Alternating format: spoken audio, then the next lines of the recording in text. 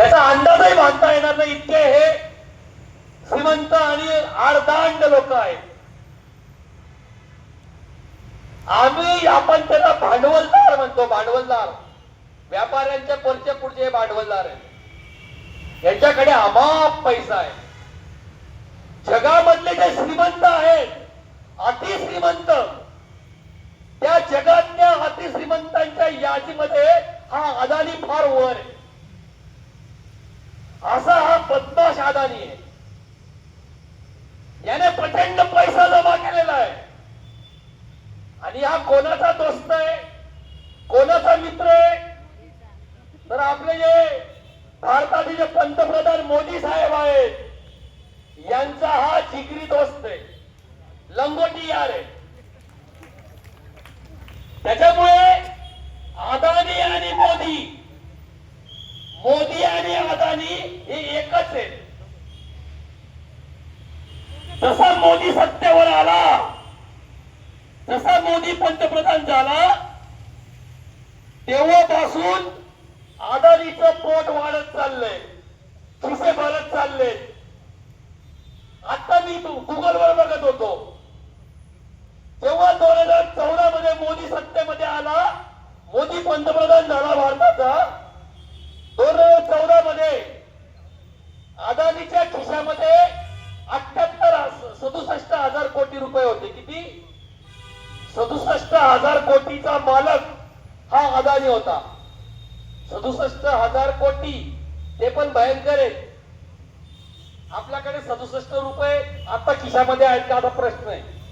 हा 67,000 कोटीचा मालक होता 2014 मध्ये मोदी सत्तेमध्ये आल्यावर, मोदी पंतप्रधान झाल्यावर. 2014 आणि 2026 ला काय दिसतं? 2026 ला या अदानीची संपत्ती किती आहे? 8 लाख कोटी.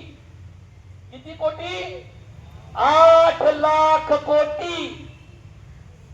67,000 कोटी 2014 मध्ये आणि 8 लाख कोटी 2026 मध्ये. कुठून आला हा पैसा? कुठं मजुरी करायला गेला होता अदानी? सगळे जे काही जमवलेलं आहे या हरामखोरांनी, हे मोदीच्या आशीर्वादाने जमवलंय. मोदी त्याच्या पाठीशी उभा आहे. तो मोदी अदानीला सांगतो, तुला जे काय करायचं धिंगाणा घालायचं तो घाल. तुला आदिवासींची जल जंगल जमीन पाहिजे, तू जा, आम्ही तुला सगळ्या परवानग्या देतो. मोदी फडणवीस मुख्यमंत्र्यांना सांगतो की तू आता त्या जुन्नर मध्ये जा, तिथल्या परवानग्या तुला आम्ही देऊ, ऑलरेडी दिलेल्या आहेत. मग या अदानीने काय केलं? हा अदानीला परवानगी मिळाल्यावर हा अदानी निघाला जुन्नरच्या दिशेने आणि त्याने एका कंपनीला सांगितलं की तू या जो प्रकल्प आहे, या प्रकल्पाचा काय परिणाम होणार आहे त्याचा खोटा नाटा बोगस अभ्यास कर. आणि त्यांनी बोगस अभ्यास केला. एका खोलीमध्ये बसले, टेबल खुर्ची टाकली, ते तुमच्या जवळ आले का? अदानीचा कोणताही माणूस तुमच्यापर्यंत आला नाही, आपल्यापर्यंत आला नाही. आणि त्यांनी तो मोठा अहवाल तयार केला. बोगस अहवाल आहे, बोगस अहवाल आहे, खोटा बनावट अहवाल आहे. आता ही जनसुनवाई, त्या अहवालावर आधारून, त्या अहवालाच्या वर विसंबून हे प्रदूषण महामंडळ, महाराष्ट्राचं प्रदूषण महामंडळ जनसुनवाई घेत आहे. तो अहवाल बोगस, ती माणसं बोगस, तो अदानी महाबोगस, तो अदानी महाहरामखोर. आणि त्यांच्यासाठी तुम्ही जनसुनवाईचं नाटक घालणार आहात. तुम्ही आम्हाला मूर्ख समजता का?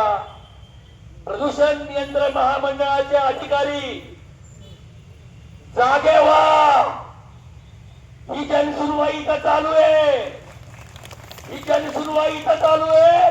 जागे व्हा आणि भानावर या आणि आमचं म्हणणं ऐकून घ्या. तुमची बोगस जनसुनवाई आम्ही अजिबात खपवून घेणार नाही, सहन करणार नाही. भारतीय संविधानाने विश्वरत्न डॉक्टर बाबासाहेब आंबेडकर संविधान राज्यघटना दिली आहे. त्या राज्यघटनेमध्ये आम्हाला आदिवासींना मोठे अधिकार दिलेले आहेत. जयपाल सिंग मुंडा म्हणून होते आदिवासींचे नेते, त्यांनी 5वी अनुसूची आपल्याला दिलेली आहे, बाबासाहेबांनी दिलेली आहे. त्याच्यामुळे कोणत्याही परिस्थितीमध्ये 5व्या अनुसूचीला आणि संविधानाला आम्ही तुमचा नख सुद्धा लावून देणार नाही. ही पहिली गोष्ट. तुमचा अहवाल बोगस, तुमची जनसुनवाई बोगस, आम्हाला चालणार नाही. दुसरा मुद्दा, काही झालं, कोणी किती अदानी येऊ द्या, अंबानी येऊ द्या, मोदीला येऊ द्या, किंवा या फडणवीसला येऊ द्या, किंवा पुणे जिल्ह्याच्या पालकमंत्री ताई आदरणीय सुनित्राताई पवार, जागे व्हा, भानावर या, आमचा आवाज ऐकून घ्या. तुम्ही कोणी आलात तरी आम्ही आमचं जल जंगल जमिनीचा 1 इंच सुद्धा तुमच्या हातात देणार नाही. तुम्हाला काय उखडायचं ते उखडून घ्या, तुम्हाला काय करायचं ते करून घ्या. तुमचा एक शब्द सुद्धा आम्ही ऐकून घेणार नाही. आमचं म्हणणं तुम्हाला ऐकून घ्यावं लागेल.